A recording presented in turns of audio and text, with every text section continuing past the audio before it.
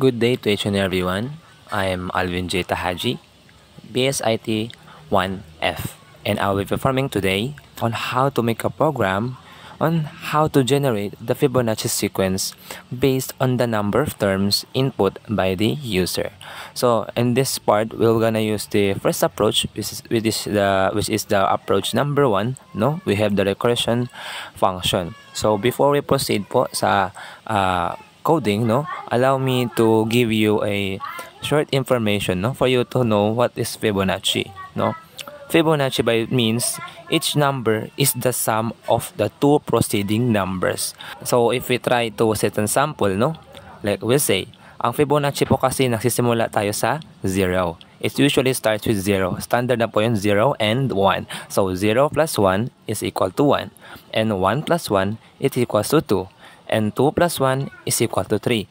And 3 plus 2 is equal to 5. And so on and so forth. So, paano natin nakuha yung 5? Nakuha natin ng 5 by simply adding the two previous numbers. Like the 2 plus 3 is equal to 5. So, that's how the Fibonacci works. So, if hahanapin natin ang end term ng isang Fibonacci sequence, we must add the two previous numbers para makuha natin ang susunod na output. So, that is Fibonacci. So, in this part, no, we will do a recursion function, no, for us to make a program on how to generate the Fibonacci sequence.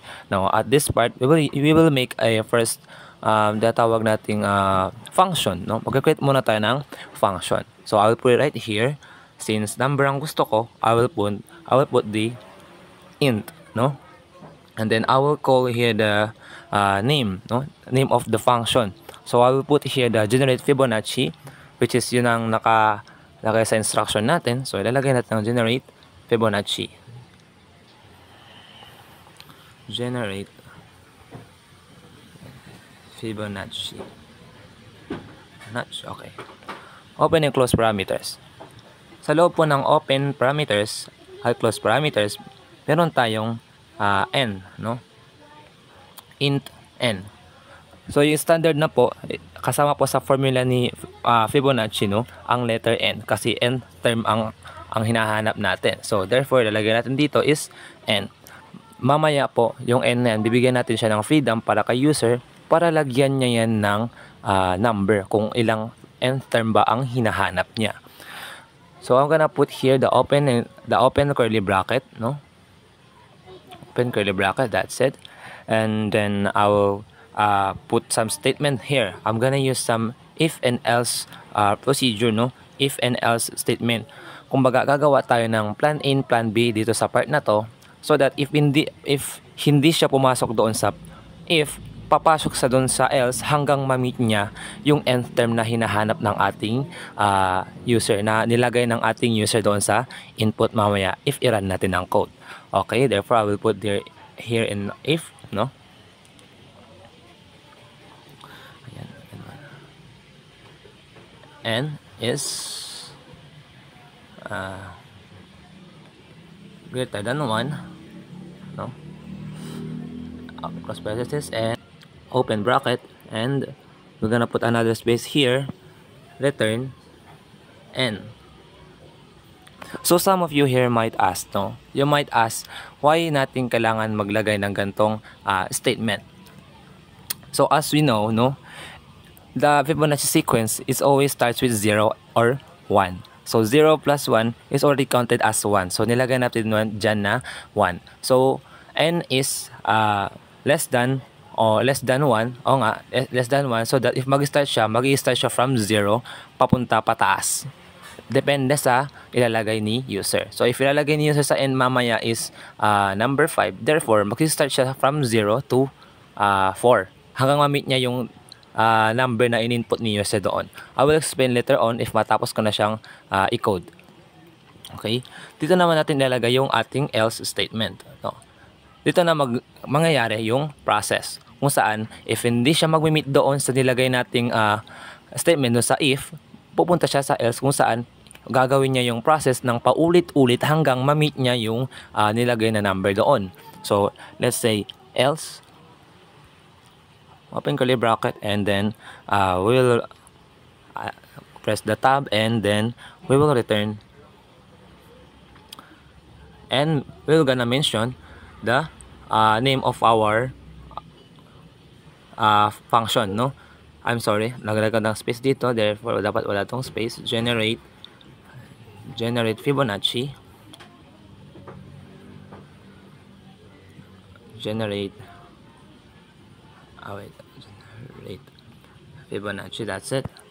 And then open parenthesis, and let's put n minus 1. So sa formula po ni Fibonacci, no, hindi po talaga may iwan dyan ng n minus 1 and n minus 2, kasi isa-subtract po yan ni Fibonacci ang term na ilalagay po ng user natin. Isa-subtract po niya yan by minus 1 and minus 2 para makuha natin ang kanyang result. I will explain later on. So close bracket plus, ayan, I'm gonna mention the function again, generate Fibonacci, and open bracket, open parenthesis, and I will place n minus 2, let's say 2. So you might be asking, why did I put n minus 1 and n minus 2? Standard na po yan, kasama po yan sa process ng Fibonacci, no? Kailangan niya talaga i-divide from left to right, no? Ang isang n term naka-i-output ni user. And so here we will put the close curly bracket, yeah, dalawang close curly bracket. Okay, ayan. And then sa part na to, dito na po natin gagawin ang ating process. Here I already put here the int main, no, and the open bracket. You got here the open bracket. It's okay if may space siya o wala sa baba, as long as visible po yung ating int main and nasa tamang syntax po. And we'll put here the int n. Okay, int n, right? And I will put cout, no? Si-cout natin to. Dito na natin ilalagay ang question or ang command, no? Para kay user, at i-indicate natin dito sa ating output, no? Mamaya maglalagay po tayo ngayon ng enter a number of terms para yun ang mag-pop out sa ating screen. That's the purpose of cout. So enter a number of terms, term or terms, depend na po kay user, and 2 dots will make it perfect, and space n. Yan, meron po tayong space. Remember to always put a space after po ng ating words or sentence, and semicolon, and we have the cin, no? The purpose po why tayo naglalagay ng cin is that we are giving the user a freedom para maglagay po ng kanyang desired na term or number na gusto niyang ilagay sa output mamaya pag nag-run po ang ating code. So, dito naman po sa part na to is gagamit po tayo ng for loop, no? The purpose why we use the for loop, no? For loop is also good for mentioning those function, no? Kahit ang pangalan na lang po ng function and there's no need for us to i-encode ulit, no? Di na po natin kailangan na mag-code pa ulit ng napakahabang codings. We can only just mention the name of that function, no? Para hindi na tayo mag-type ulit. Mention na lang ng function at pwede natin ito gamitin ng multiple times. Depende kahit ilang dami pa ng pag-mention ng functions ang gugustuhin natin. It doesn't matter. It's for multiple use. Wala pong problema. That's why it is very useful na gumamit tayo ng for loop. Alright? Okay, now here is where I will put a statement, no? I will put an int I is equal to 0. Since ang Fibonacci natin ay lagi talagang standard nagsisimula sa 0, so it is therefore, ilalagay natin dito is 0. I'm sorry, small letter lang po dapat dyan. And I will put another statement. I is less than, no? Is less than n. okay, and semicolon, no? And then we'll put the I plus plus here. Oh, sorry. I plus plus. Yan. Yan. And the open curly bracket. And then here, isi-out na po natin. And dito po natin isi-out kung saan, i-mention na po natin ang ating function, no? Ang function name natin, which is yung generate Fibonacci. So I just put here. Ayan.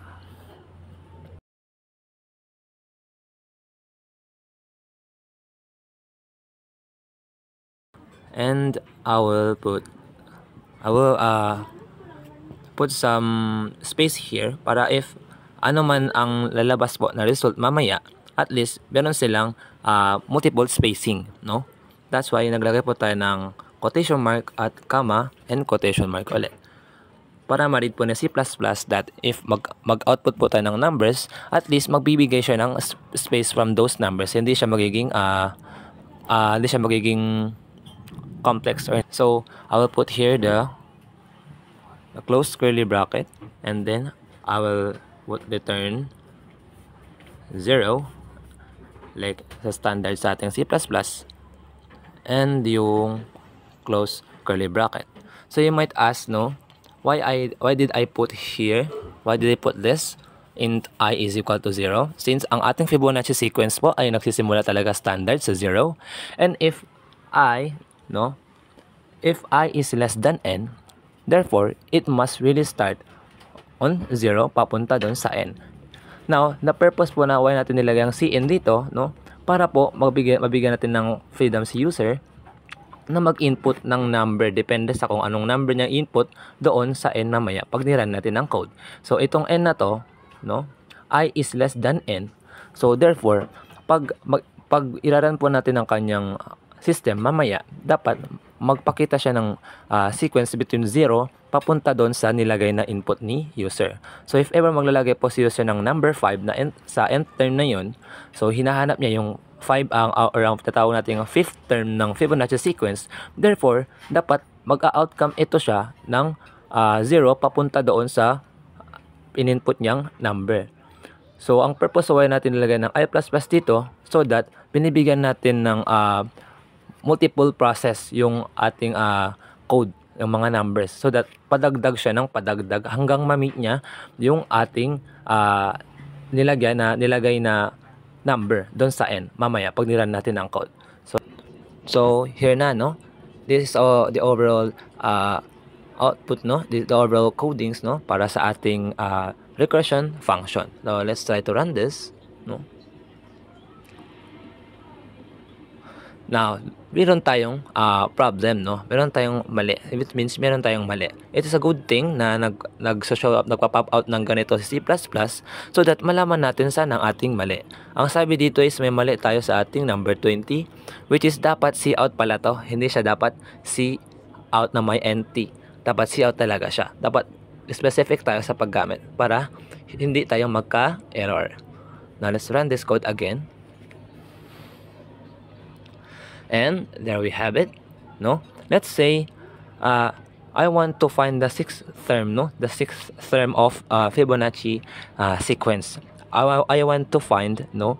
Sabihin ko ako si user, gusto kong ilagay yung 6th term ng Fibonacci, no? I'll just put number 6 here kasi simply integer lang naman ang nilagay natin doon. So therefore, number lang ang lalagay natin. So you want to find out the 6th term. So, ilalagay ko na po dito sa screen yung ating list ng Fibonacci. So, eto na po. Ayan. As we can see here, no?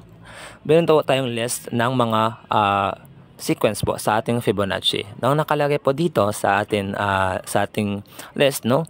The 6th term ng Fibonacci is dapat 5. So, pag press natin ng enter, no? Dapat ang mag-outcome dito is number 5, ang kanyang last term, no? Let's just press enter and there you have it. That is the result, no? Ito po yung ating final result po, final outcome ng ating Fibonacci sequence. So we have here the 0, 1, 1, 2, 3, and 5, which is we have, kung i-count natin, it is already a 6th term, no? I mean the 0 is the first one, 1 is that 2 2, no? Another one is 3, the 2 is 4, and 5, and 6. The last sixth term is 5. How did we get the number 5? No, as we can see here, no, here's how the process of Fibonacci works, no? 0 plus 1, no? If we try to see here, 0 plus 1 is equal to 1. So ipa-plus naman natin itong dalawang to. So 1 plus 1, therefore the outcome is 2. And 1 plus 2, the outcome is 3. And 2 plus 3 is total of 5. So that is the Fibonacci sequence. That's how we made the program on how to generate Fibonacci sequence using the recursion function.